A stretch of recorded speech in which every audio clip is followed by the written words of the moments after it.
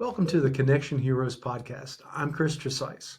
In each episode, we're diving into real world insights, tips, and stories to help small business owners thrive and simplify their daily challenges. Today, we're going to get some leadership insights with Wil Davenport of It Begins Within Developing Leaders. Hi, Will. Hey, Chris. Thanks for having me on today. I'm excited. We're excited to have you on. We were talking off screen, and there was a lot of different things that we can unbox. But I think today you were going to talk to us more about just kind of what how to navigate difficult conversations, which is very important for all of us, and no matter what walk of business we're doing or at what stage we're in. But can you take a moment and kind of give us a little bit about why you have a passion for leadership and kind of who you work with? Thank you so much, Chris, for asking that. And I want to start sharing just a very small piece of my own journey.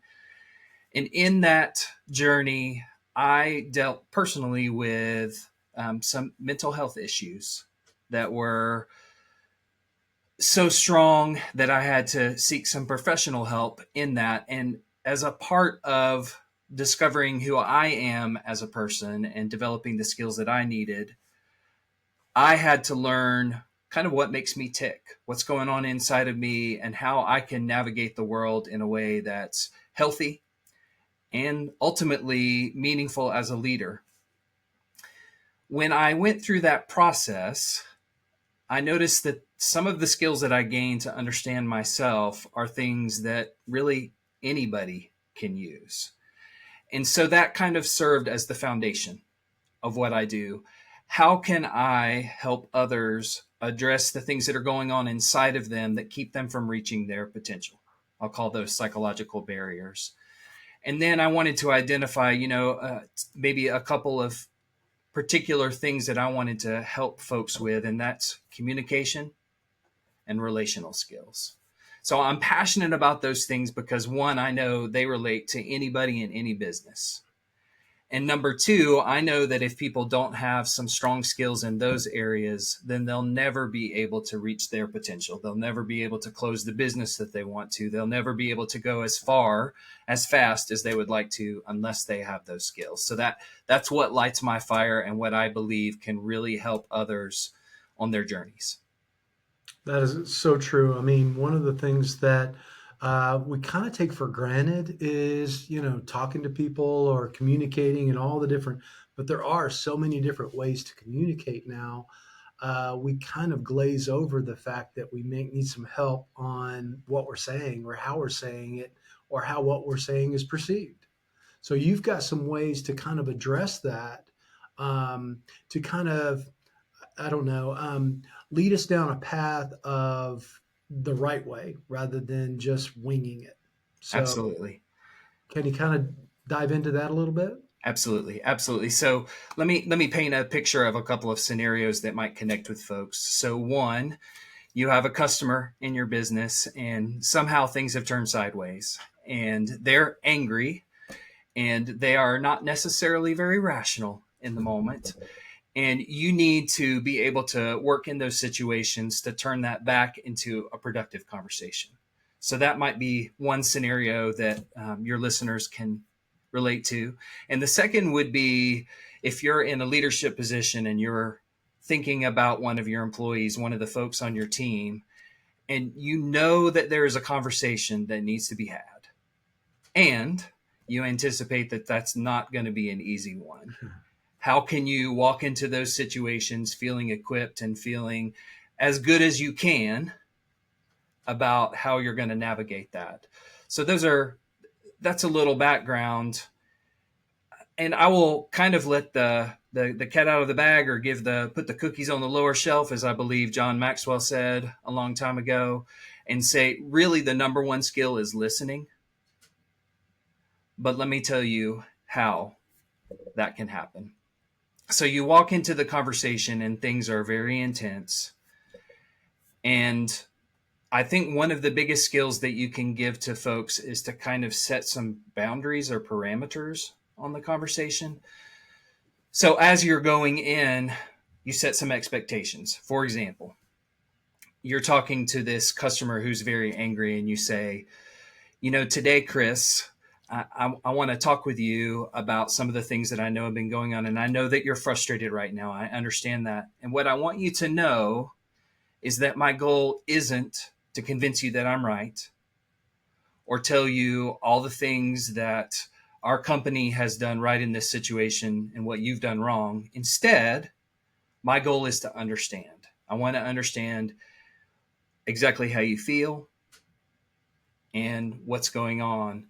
And you can know that as I'm listening to you, that I'm going to take the time to be curious and ask questions. And at the end, I'm going to tell you what I think I hear. And if that is in fact right, then that will be our foundation for having a meaningful conversation. And you might also add in things like, this conversation is probably going to last 15 minutes to 30 minutes. Is that an amount of time that you have right now? And let them have the opportunity to agree or disagree with that. You might say something along the lines of, I'm going to make a point to really listen to and understand what it is that you're going to say. After we've taken some time and you feel like I really do understand what it is you're trying to communicate, would you be willing to do the same for me? Would you be willing to take the time to listen to what I have to say? And I think at the end, this is probably one of the most important parts of those conversations, is to say, if you feel, Chris, that this conversation that we're about to have is going nowhere, it's just making things worse, I give you permission to end the conversation. And we'll pick it up. It may be a conversation that we need to have later, but if it's not working right now, you have permission to just end it. Is it okay if I do the same? So we're creating what I call some upfront agreements, some Right. upfront understandings on how to navigate this conversation. And by setting those in advance, there's a few things that you get out of it. Number one, I think it lowers the temperature for the person you're talking with, because they understand where you're going and they understand it's not going to be combat. Right. It's going to be understanding. And number two, I think it provides some accountability. So if that person says, yes, after you've listened to me and understood, I will do the same for you, then when they do what is human nature often, and they jump into the conversation and they try to make a point, you can very gently, it matters your tone, but you can very gently say, hey, Chris, I appreciate your passion. I see that you're very passionate about that, and I appreciate that. Like we talked about before, if you could hold until I'm finished and you've understood what I'm saying, then I will take time to listen to what you're having to say now. So that provides some accountability. And of course, the timing thing is just huge, because then that person knows this isn't going to go on forever. Right. It's contained. We're going to stay on topic and we're going to move forward. So those are a few of the things that I would love Yeah. to offer to folks today. Okay. Um, with that kind of setting the stage and setting the expectations, sometimes you get into the middle of it and you kind of start forgetting all that you're supposed to apply. I started this conversation with all these, all these wonderful things that I've just learned. Are there ways that I can uh, either have something like almost either a flashcard Mhm. or some sort of tool that would allow me to kind of stay on course with what I promised them and what they're getting. Absolutely.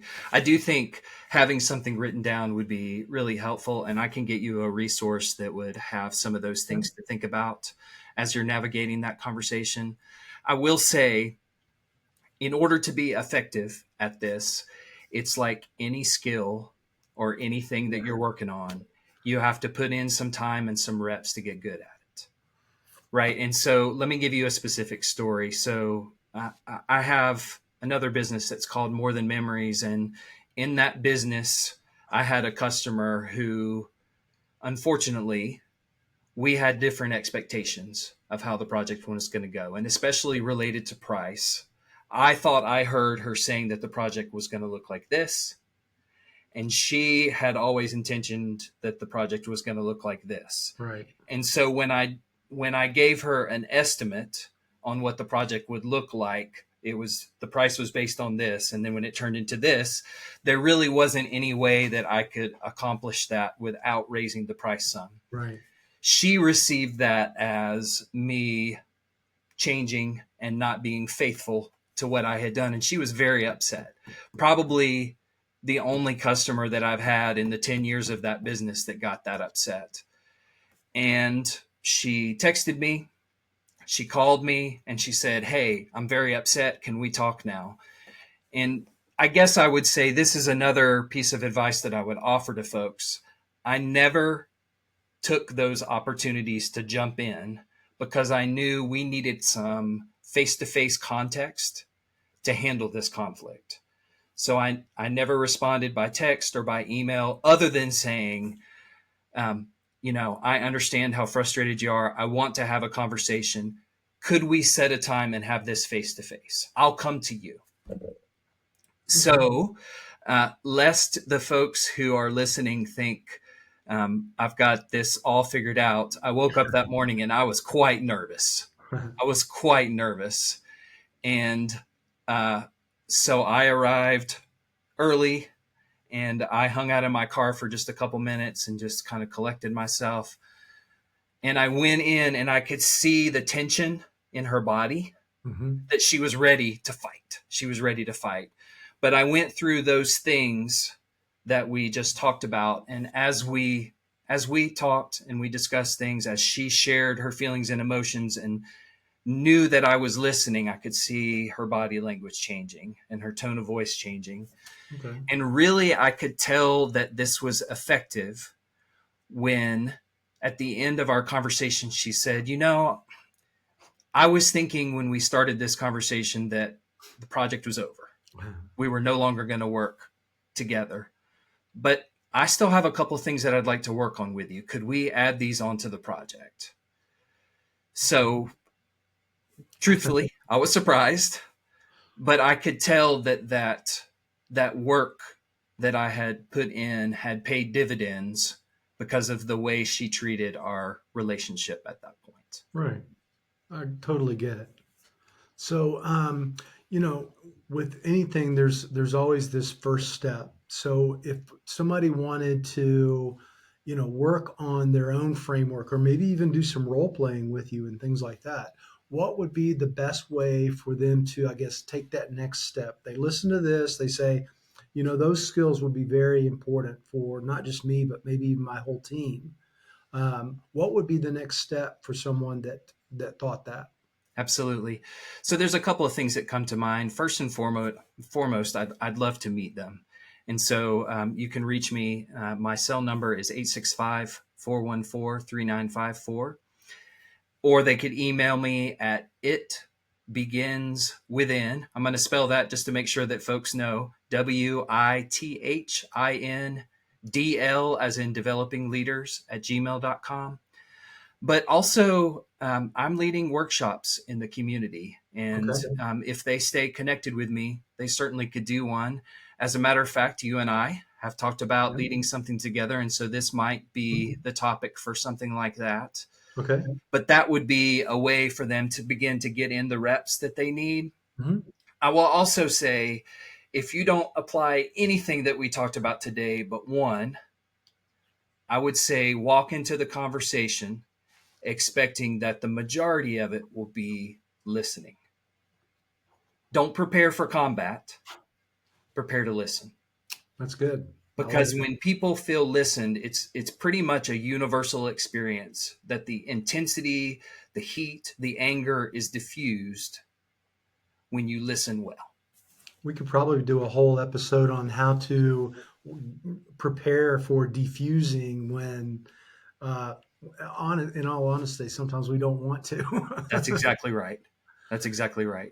I want to be But right more than I want this to be yeah, solved. I mean, sometimes Yeah. we have that attitude but then so do they. So it's a matter of, you know, what do we gain by winning the upper hand? It's many times we gain nothing. So, Absolutely. but regarding all your contact information, those will be in the show notes. So we'll have it all spelled out and linked and things like that. And we will definitely, you know, perhaps we'll have a link there too to for people to sign up for any upcoming things that you have going on, and so that they can kind of stay in the know.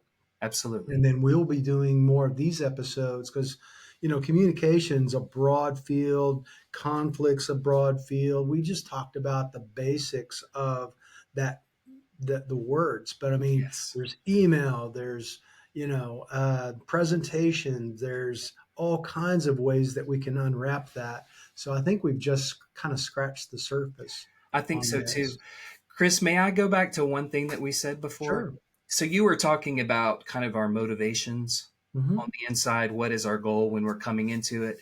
And along those lines, I think that there's one thing that people could be aware of about themselves as they enter these conversations. And that's the labels that we give to ourselves. So I hear people say all the time, I'm not a good listener. I Right. get angry so easily. I just get frustrated. I'm a goal oriented person, you know, Right. and I think while it's good to be self aware and recognize our tendencies and maybe the things that we're particularly good at, sometimes those statements become limiting. So if I say I'm not a good listener, that makes it sound as if I could never become a good Right. listener or even grow as a listener. Exactly. So if we change that, maybe we could say something like, listening well is not something I've done often in the past, Right. but Well, I could get better at it. Then exactly. we open up the possibility to grow as a listener, to grow as a compassionate person, to grow as a touchy feely person. Mhm. Maybe it won't be something that we're great at, but that doesn't mean that we can't grow and become Does it? better. Yeah. We don't have to walk into the thing with, you know, our spines poking up and ready for battle. Well, all Absolutely. right. This is great information. Again, I'll put all this into the show notes so that we'll have a definite link to get in touch with you. This has been great information, and I look forward to more of these engagements and hearing more. Let's unwrap it. Let's communicate. Absolutely. Absolutely. Thank you so much, Chris. This has been great. Great. Thanks. Thank you.